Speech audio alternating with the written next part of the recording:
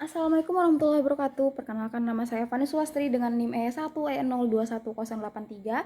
Saya akan mempresentasikan hasil seminar proposal saya, itu judulnya Pengaruh Media Interaktif Animasi terhadap Hasil Belajar PPKN Siswa Kelas 4 SDN 1 Aikmal Timur pada tahun pembelajaran 2022-2023. Pendahuluannya itu adalah: dalam dunia pendidikan, berbagai teknologi yang digunakan itu merupakan modifikasi dari berbagai banyak teknologi yang sudah dikembangkan untuk meningkatkan mutu pendidikan yang ada di Indonesia. Nah, sehingga teknologi ini berpengaruh terhadap proses pembelajaran, yang dimana proses pembelajaran ini untuk memperkaya penggunaan sumber dan media pembelajaran seperti buku teks, overhead transparansi, modul, dan masih banyak proses pembelajaran lainnya. Proses pembelajaran ini menggunakan media. Nah, media tersebut adalah alat yang dapat digunakan bagi alat bantu yang bisa digunakan bagi seorang guru maupun siswa dalam proses belajar mengajar, sehingga tujuannya itu untuk mempermudah proses pembelajaran dan dapat meningkatkan hasil belajar siswa secara maksimal. Kan biasanya anak-anak juga kan, kalau tidak tanpa media itu siswanya ada yang ngantuk, jadi kita harus menggunakan media. Nah, media tersebut guru tersebut dituntut untuk mengembangkan keterampilan membuat media pembelajaran yang akan digunakan dalam proses belajar mengajar, sehingga siswa tersebut bisa meningkatkan hasil belajar siswa secara maksimal dan siswa itu tidak merasa bosan. Baik, berdasarkan hasil observasi wawancara yang saya lakukan di SDN 1 Aikmal Timur, didapatkan bahwa hasil belajar PPKN di sana itu tergolong cukup rendah.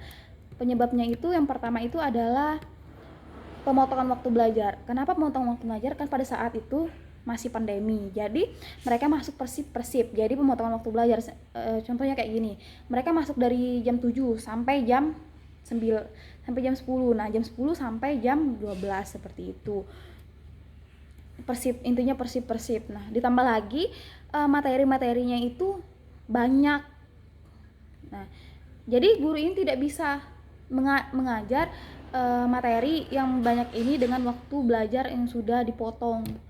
Penyebab yang kedua itu media pembelajaran. Nah, dikatakan oleh guru tersebut bahwa media pembelajaran itu pembelajaran itu menjadi terarah, akan tetapi di sekolah tersebut media itu masih digunakan pada pembelajaran tertentu saja, karena masih ada kelas yang menggunakan LCD lainnya. Jadi kita itu LCD-nya hanya cukup terbatas.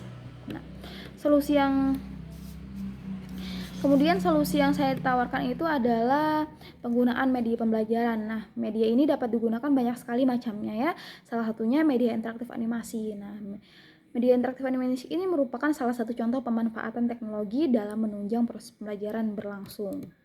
Nah, jadi kesimpulan yang saya buat yaitu adalah saya ingin melihat apakah ada pengaruh media interaktif animasi terhadap hasil belajar PPKN siswa kelas 4. Nah, berdasarkan hal tersebut, saya akan mengangkat pengaruh media interaktif animasi terhadap hasil belajar PPKN siswa kelas 4 SDN 1 Aikmal Timur pada tahun pembelajaran 2022-2023. Baik.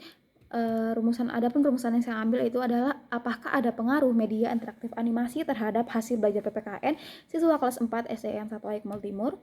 Kemudian tujuan penelitiannya itu saya gunakan adalah untuk mengetahui pengaruh media interaktif animasi terhadap hasil belajar PPKN siswa kelas 4 SDN 1 Aikmal Timur.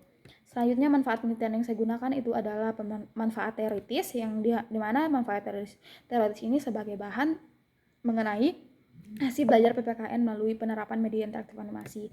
Kemudian manfaat praktis itu bagi guru, kemudian bagi sekolah, dan juga bagi peneliti. Nah, yang terakhir itu ada definisi operasionalnya. Definisi operasional yang saya gunakan itu adalah hasil belajar PPKN.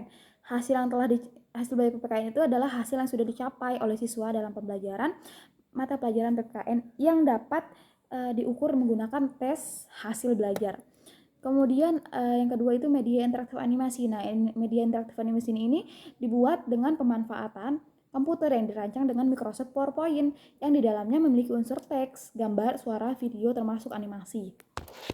Nah, adapun landasan teori yang saya gunakan ada 3. Yang pertama itu ada media interaktif animasi, Media interaktif animasi ini adalah media yang dibuat dengan pemanfaatan komputer dengan rancangan Microsoft PowerPoint menggunakan unsur teks, suara, video, teks termasuk animasi agar siswa itu dapat menerima pesan-pesan yang disampaikan dan dapat melakukan timbal balik terhadap hasil interaktif animasi tersebut.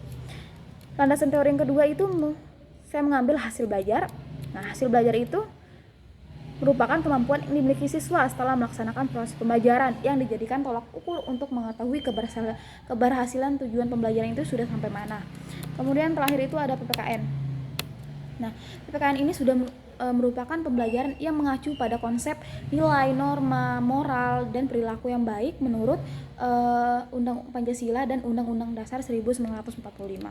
Nah, adapun kerangka berpikir yang saya gunakan di sini, yang saya gunakan yaitu saya menggunakan pada saat saya melakukan penelitian di SDN 1 Eikmal itu dikatakan oleh guru kelas 4 itu kan belajarnya cukup rendah. Nah, setelah saya melakukan observasi ternyata guru tersebut masih menggunakan metode konvensional saja. Siswa itu hanya dijali dengan teori saja, sementara belum ada media yang bisa membantu belajar, sehingga saya berpikir menggunakan media interaktif animasi hasil belajar akan